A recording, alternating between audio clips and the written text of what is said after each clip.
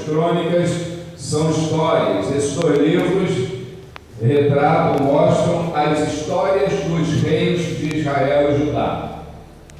E nesta noite nós estaremos examinando o texto que fala de um rei chamado Josias. Um texto muito precioso. O rei Josias foi um rei que andou nos caminhos do Senhor e fez aquilo que era reto aos olhos de Deus. Segundo o livro das Crônicas 34, nós queremos ler, em primeiro lugar, dos versos 14 até o verso 21. E nós estaremos, irmãos, nesta noite conhecendo o texto do capítulo 34.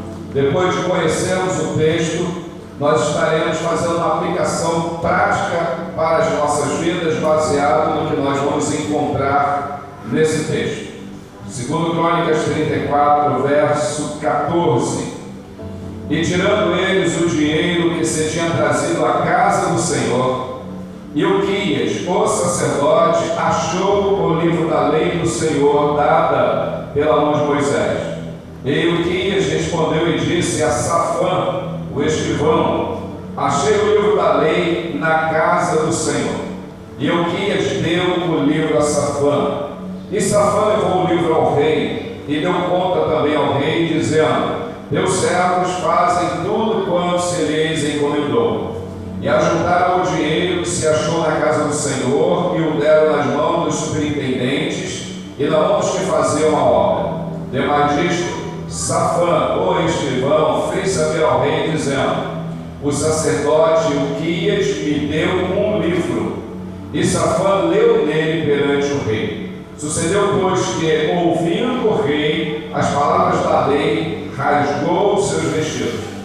E o rei mandou Ilquias e Aicão, filho de Safã, e Abidom, filho de Mica, e a Safã, o escrivão, e a Asaías, ministro do rei, dizendo: ide, consultai ao Senhor por mim e pelos que restam em Israel e em Judá, sobre as palavras deste livro que se achou, porque grande é o furor do Senhor que se derramou sobre nós, porquanto nossos pais não guardaram a palavra do Senhor para fazerem conforme a tudo quanto está escrito neste livro.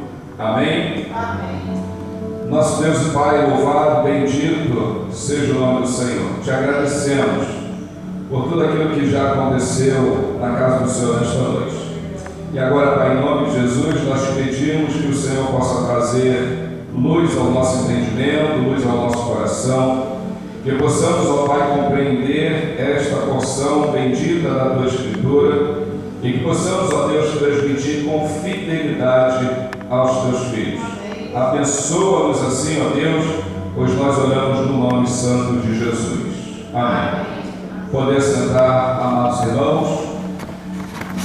Quero narrar para os irmãos, ler alguns versículos, para que os irmãos possam entender o contexto, para que depois a gente então parta para mostrar que o livro da lei dos nossos dias, poderíamos dizer que a Bíblia estava perdida.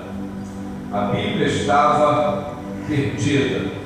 E o mais interessante é que o texto vai nos dar conta que ela estava perdida dentro da casa do Senhor. Ok? No versículo 1, a partir do versículo 1, nós vemos que um menino ainda é levado ao trono. Esse menino se chama Josias. Esse menino era filho de Amon, que era filho de Manassés, que era filho de Ezequias. Então, Josias era bisneto do rei Ezequias. O rei Ezequias, um rei extraordinário, um rei que andou nos caminhos do Senhor. No final da sua vida, ele ficou doente e ele orou ao Senhor quando Isaías fala para ele: olha, arruma a tua casa que você vai morrer. O texto diz que ele virou para a parede, ele chorou ali, ele falou com Deus, ele orou ao Senhor. E quando Isaías estava saindo do pátio do palácio, o Senhor falou: Isaías, volta lá e diga ao rei Ezequias que eu ouvi a oração dele e que eu vou acrescentar mais 15 anos a sua existência. O Senhor acrescentou 15 anos à existência de Ezequias. Ezequias foi um homem que andou nos caminhos do Senhor, porém teve um filho perverso. Teve um filho chamado Manassés, que não andou nos caminhos do Senhor, que teve um filho chamado Amon, que também não andou nos caminhos do Senhor, que teve um filho chamado Josias. E Josias sobe ao trono com apenas 8 anos de idade. Dá para você imaginar um rei com apenas 8 anos de idade? Porque era assim, o reino ia sucedendo, né, de pai para filho. E então coube a Josias aos 8 anos começar a reinar em Israel. E ele reinou ali em Jerusalém. E o versículo 2 nos dá conta que Josias fez o que era reto aos olhos do Senhor, que Josias andou nos caminhos de Davi. Lembra do rei Davi? Rei Davi, o grande rei Davi, ele andou nos caminhos de Davi, e o texto diz que ele não desviou nem para a direita e nem para a esquerda. Ele andava em linha reta, fazendo aquilo que agradava ao Senhor. Imagina uma criança de 8 anos, ele sobe ao trono e agora ele vai andar nos caminhos de Davi, seu antepassado, e andando direito de acordo com aquilo que orientava Deus. E lá no 8º ano do seu reinado, então, professor de matemática, se ele começou a reinar com 8 anos, agora ele está no 8º ano do seu reinado. Ele tem quantos anos? 16 anos, não é isso, professor? Ele tem agora, irmão, 16 anos. O versículo 3 diz que com 16 anos ele começou a buscar a Deus. Então vamos lá, vamos fazer essa conta aqui. Ele assume o trono com 8 anos. De 8 anos até 16 anos, passa 8 anos, ele não está buscando a Deus, mas ele já havia aprendido como deveria andar. E tudo entende, então, que quando ele faz 16 anos, ele tem um encontro com Deus. E aí, há um clarão na sua mente e ele vai andar muito mais perto de Deus do que ele já andava antes. Ele já fazia o que era reto aos olhos do Senhor e andava direito, mas agora ele começou a buscar ao Senhor. E quando ele começa a buscar ao Senhor, ele começa a ver que os seus pais, Amon, Manassés, os 2 reis ruins que vieram antes dele, seu pai e seu avô, fizeram em Jerusalém muitos bosques. Nesses bosques construíram muitos altares, fizeram muitas estátuas e adoraram muitos ídolos. E quando ele está buscando ao Senhor, ele começa a ver tudo aquilo que estava acontecendo em Jerusalém. Foi um tempo em que o povo de Israel, o povo de Deus, deixou de buscar a Deus. Um tempo que o povo de Israel se voltou contra Deus e começou a adorar a ídolos. O versículo 3 do seu final diz que aqui ele começa, né, no 10º ano do seu reinado. Então aqui ele já tinha 20 anos.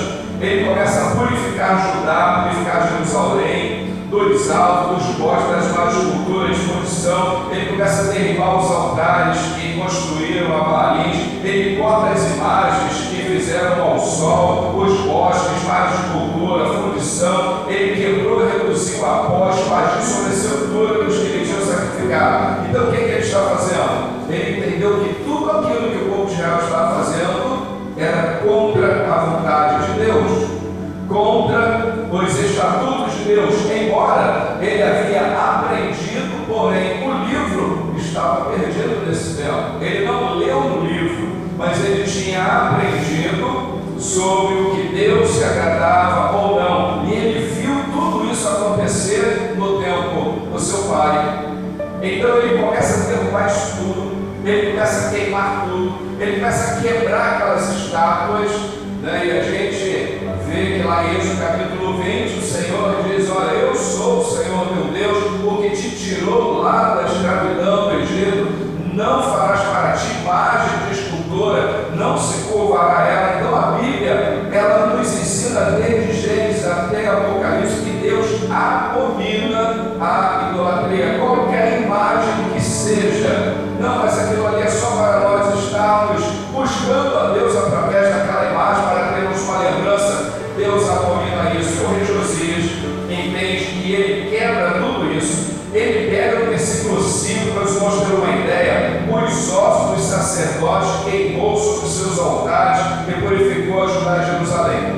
que ele está nos ensinando que até mesmo os sacerdotes de Judá e de Jerusalém se contaminaram com a idolatria. E esse jovenzinho aqui, ele começa a fazer uma grande reforma espiritual ali em Jerusalém e também em Judá. E ele queima tudo aquilo e ele derriba tudo aquilo. Além disso, ele manda fazer uma restauração no templo. O templo havia ficado muito tempo sem reforma e agora ele fala: olha, nós vamos fazer uma reforma. E depois então de ter purificado, acabado com a idolatria, começa a reforma. E aí, a partir do versículo 8, nós vamos ver que reúne dinheiro para a reforma e o dinheiro é levado para os profissionais que faziam cada um a sua obra e começam a reformar a casa de Deus, começam a reparar a casa de Deus. O versículo 8 final diz: para repararem a casa do Senhor seu Deus. E aí Ilquias, que era o sacerdote, ele consegue reunir todo o dinheiro para a restauração da casa e ele emprega esse dinheiro e a obra começa. Josias está no comando, ele é o rei, mora novo, ele tem interesse nas coisas de Deus.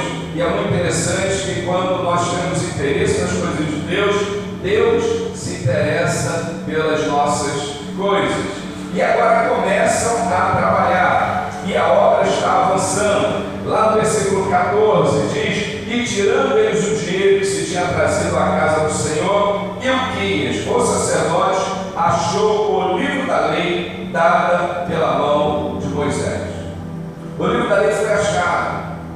O livro da lei foi encontrado. Onde o livro da lei foi encontrado? Na casa do Senhor. Dá para imaginar o livro da lei perdido na casa do Senhor? Você já perdeu alguma coisa? Sim ou não? Achou depois? Quem não achou?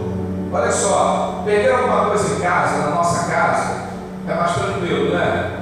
Porque a gente sabe que está ali, uma hora a gente vai achar. Perder alguma coisa na rua é mais complicado, porque alguém passou e pegou, e vai ser difícil de achar. Perder um livro desse aqui na casa de Deus, e o livro na casa de Deus, ele tinha que ficar ao lado da arca da aliança. A presença de Deus e a palavra de Deus. Esse livro havia sido escondido há muito tempo atrás. E o que acontece? Não era como nós temos hoje exemplares de Bíblia para todo lado. Ali era o livro que Moisés havia escrito. Subentende que era o original, escrito por Moisés, que estava na casa do Senhor, e ele desapareceu muito tempo depois, e a gente começa a imaginar. Depois de muito tempo sem o livro, como que nós poderíamos continuar fazendo as festas que estavam escritas naquele livro que nós deveríamos fazer anualmente? Como que estaríamos fazendo os sacrifícios? Porque aquele livro estava mostrando os sacrifícios a Deus, como Deus queria que fizesse. E esse livro, então, ele é encontrado pelos sacerdotes. E quando Ilquias encontra esse livro, ele chama Safã, o escrivão, e fala assim: olha, eu achei esse livro. Esse aqui é o livro da lei, e eu achei na casa do Senhor. Safã, olha que preciosidade. Esse livro estava subido há muito tempo. Safã, ele pega esse livro e leva para quem? Para o rei Josias. Olha só a sequência. E o que o sacerdote acha o livro? Chama Safã, o escrivão, achei o livro. Safã pega o livro e leva para o rei. Esse rei que andava nos caminhos do Senhor. E quando levou ao rei, Safã deu conta ao rei de tudo que estava acontecendo. Olha só, aquelas ordens que o Senhor deu, está tudo acontecendo, o templo está sendo reformado, o dinheiro que nós ajuntamos está dando para resolver a situação. Mas chega no versículo 18, ele diz: demais disso, depois de ele dar conta da obra, ele diz: o sacerdote Ilquias me deu um livro, esse livro aqui, rei, o sacerdote me deu, ele achou.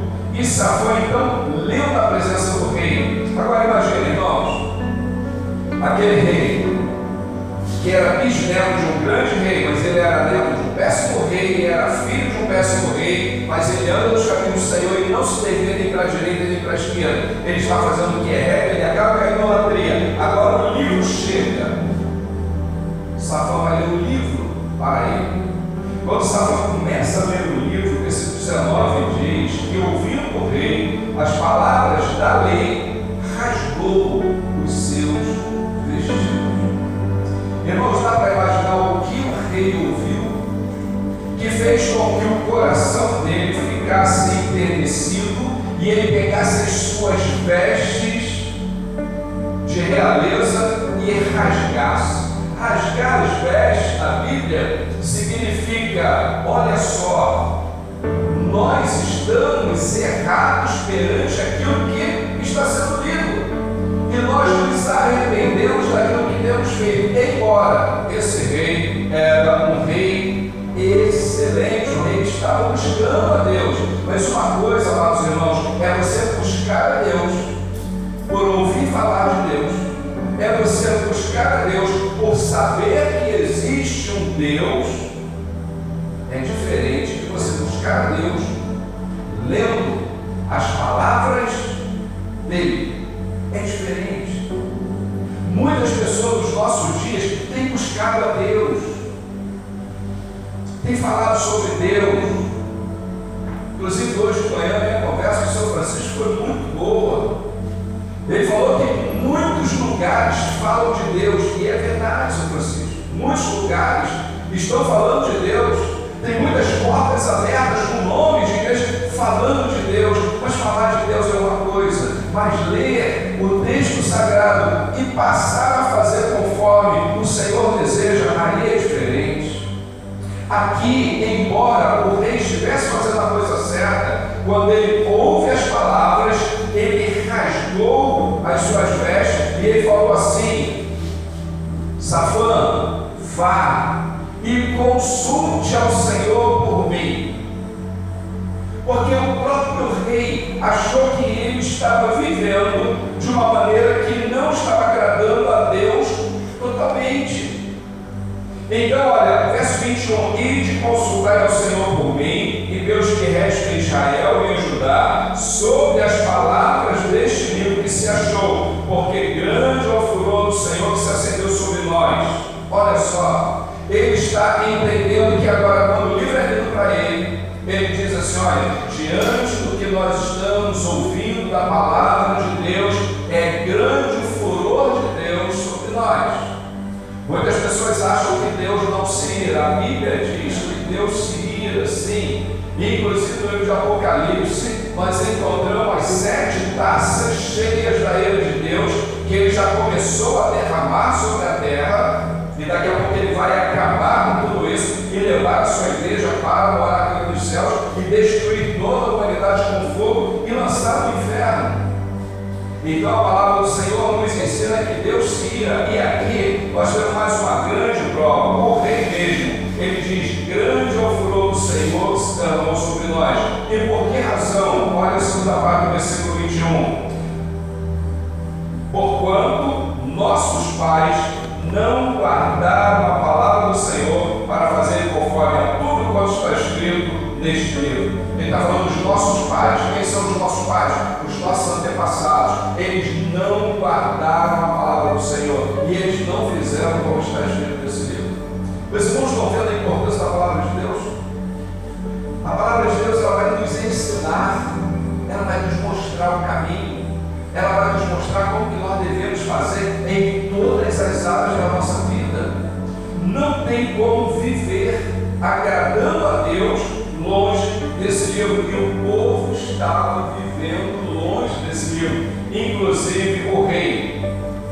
Então, a partir daqui, vamos consultar. E aí, Ilquias, ele vai consultar uma profetisa chamada Hulda. Era uma mulher que o Senhor usava para falar aquilo que ele desejava para os homens daquela época. E quando esse Ilquias, o sacerdote, vai lá conversar outra, ela vai dizer o seguinte: assim diz o Senhor, eis que trarei mal sobre este lugar e sobre os seus habitantes, a saber, todas as maldições que estão escritas no livro que se leu perante o rei de Judá. Então a Bíblia tem maldições também? Tem.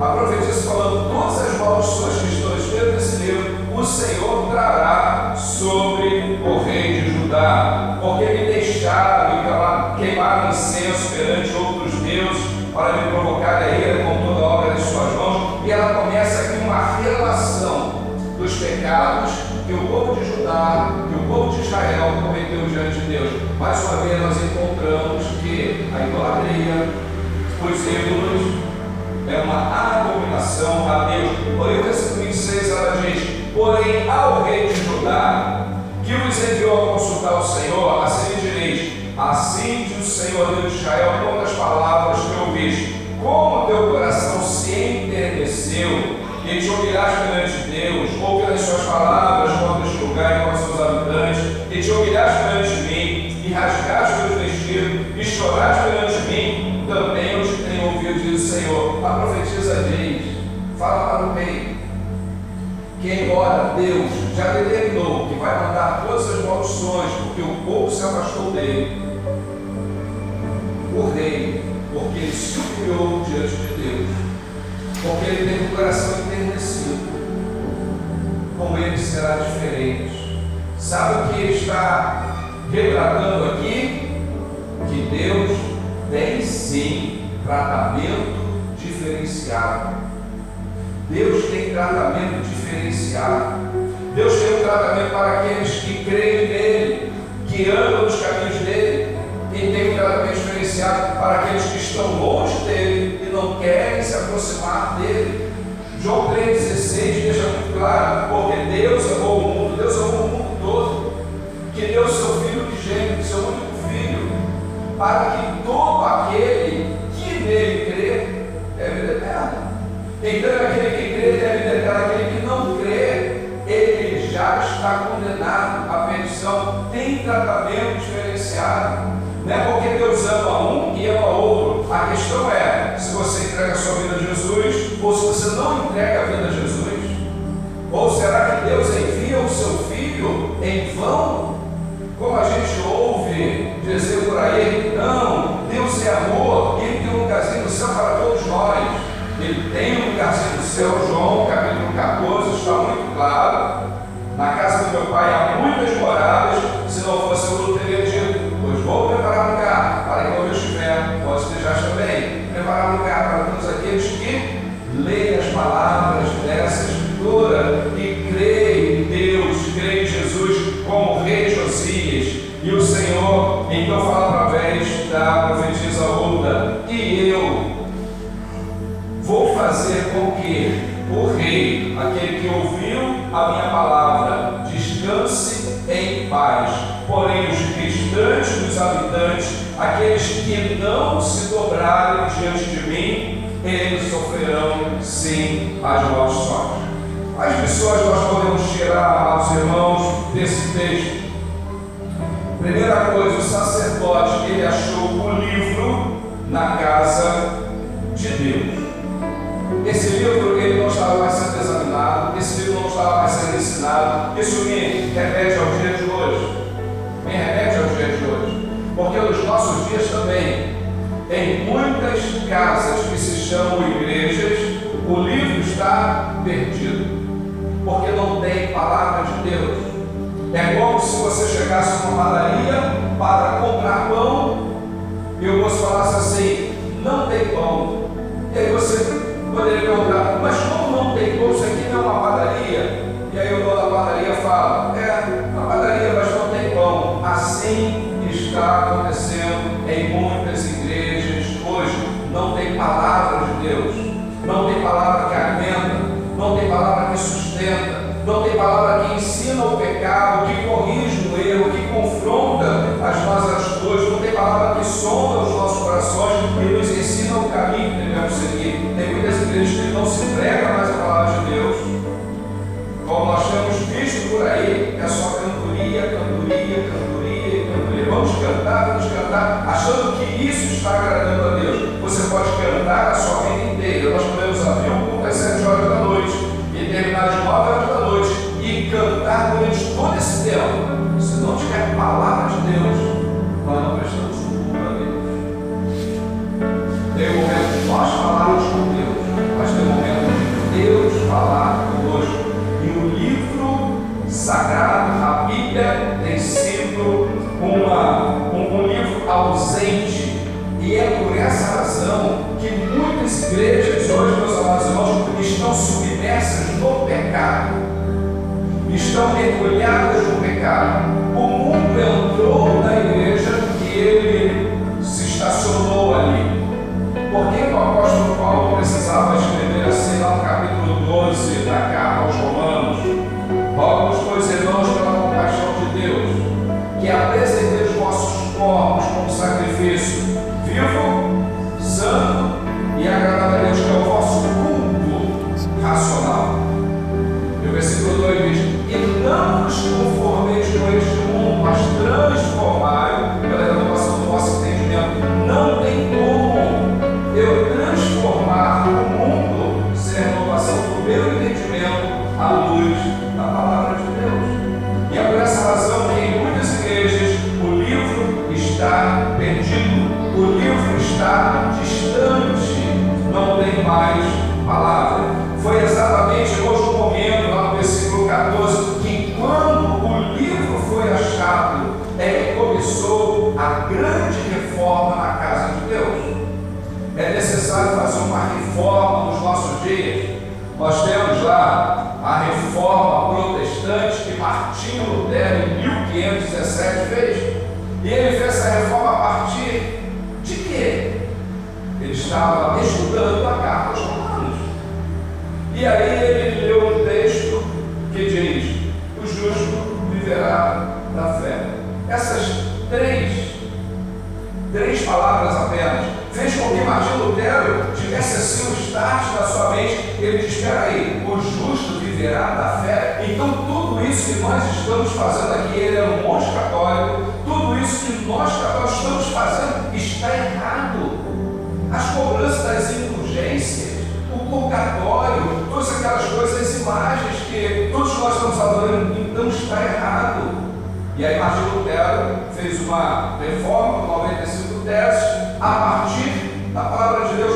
Não tem como, amados irmãos, nós reformarmos a nossa mente, o nosso coração, longe da palavra de Deus. Então, quando o livro foi achado, começou a reforma. E o livro foi achado na casa de Deus. Há uma necessidade da palavra de Deus voltar aos púlpitos das igrejas hoje. Há uma necessidade da palavra de Deus, não apenas o livro, mas também a explanação, a explicação da palavra de Deus. E hoje nós temos, amados irmãos, muitas formas de nós estudarmos a Bíblia. São tantas Bíblias de estudo que nós podemos estudar. Eu tenho aqui uma Bíblia, é uma Bíblia explicativa, uma Bíblia explicada do Novo Testamento. Ela é de 1947. Quantos aqui já eram nascidos em 1947? Alguém já era nascido em 1947? Morrido? Nasceu em que ano, morrido? De 47. Aí, ó, nasceu no ano que foi feita aquela Bíblia. Olha só, é antiga, mas ela é tão atual que nós pegamos essa Bíblia e podemos ensinar a partir dela para a igreja. Então, esse livro foi achado. Agora, o mais interessante é que esse livro aqui foi achado por um sacerdote, um líder religioso. Então, imagina, um líder religioso perdeu, porque no tempo passado eles não deram a devida importância para esse livro, o livro ficou perdido. Como nos dias de hoje, é necessário que se levantem dos nossos dias líderes religiosos, homens de Deus, homens verdadeiramente de Deus, e que resgatem esse livro, que achem novamente esse livro, que abram esse livro e que proclamem a palavra de Deus como ela é. Nos nossos dias, em muitos lugares, o povo está comendo palha. Sabe o que é povo está comendo palha, não tem trigo para comer, então é só palha que estão dando para o povo, estão dando comida fria para o povo, não estão dando comida que alimenta, e por isso muitos estão doentes. Paulo vai falar isso no capítulo 11, 1 Coríntios. Muitos estão enfermos. Existem muitos que dormem nos nossos dias exatamente porque está faltando palavra, está faltando vitamina para esse povo. O livro foi achado, e quando foi achado, ele foi compartilhado. O sacerdote poderia ter feito o seguinte: e achei o livro, vou botar debaixo do braço e vou ficar com o livro para mim. Mas imediatamente ele escreveu: vem cá, Safã, vem cá, olha só o que eu achei. Eu achei o livro da lei escrito por Moisés. Eles conheciam a história. Aqui, está aqui o livro. E Safã rapidamente leu, falou para o sacerdote: vou levar para o rei e vou ler para o rei. Levou para o rei, leu para o rei. O rei rapidamente: espera aí, se está escrito tudo isso aí, precisamos consultar o Senhor, porque tem coisas erradas aqui. E aí, vamos lá na profetisa. E a profetisa vai e fala. Então agora, nós podemos fazer uma grande reforma. Inclusive, ele vai restituir a Páscoa, que já não estava sendo realizada há muitos anos. Tudo isso porque achou o livro da lei, foi compartilhado. Esse livro mostrou o juízo de Deus para o povo. Mostrou que Deus estava sim irado com o povo de Israel, porque o povo de Israel estava se desviando dele e indo atrás da idolatria. É o que está escrito aqui. E Deus falou: não aceito isso, eu não concordo com isso.